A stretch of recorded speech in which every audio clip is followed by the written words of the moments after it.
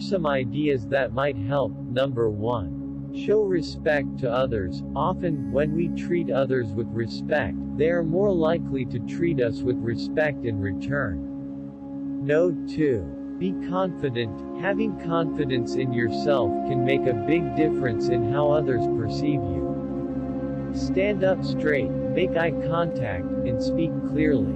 Note 3.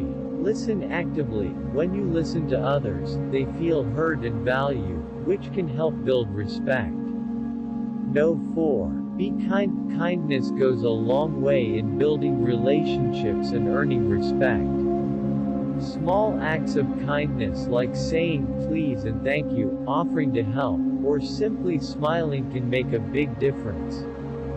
Number 5. Set boundaries. Sometimes people don't respect us because we haven't set clear boundaries. Think about what you are and are not comfortable with, and communicate that to others.